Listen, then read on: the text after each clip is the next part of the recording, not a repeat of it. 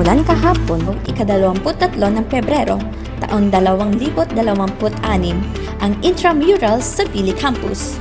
Pinasiglahan ito ng iba't ibang uri ng pagtatanghal. Sa programang ito ay nagparada ang iba't ibang kolehiyo suot ang kani-kanilang kulay. Bilang panimula, nagtanghal ang kani-kanilang costume ang mga kalahok ng Mr. and Miss Intrams, pati na rin ang mga kalahok para sa Mixed Agri-Diversity.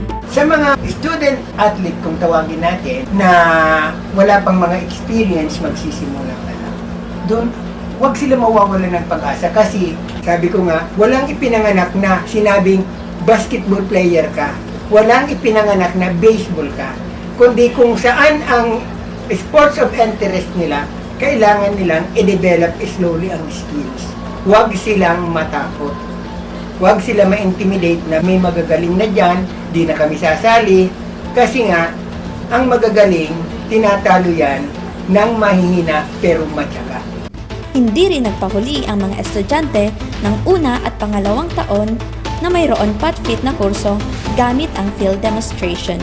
Sumayaw, humiyaw, at nagpakita ng suporta ang kanya-kanyang kolehiyo ng campus. Ako si Mary Grace Magalona, Tamis News.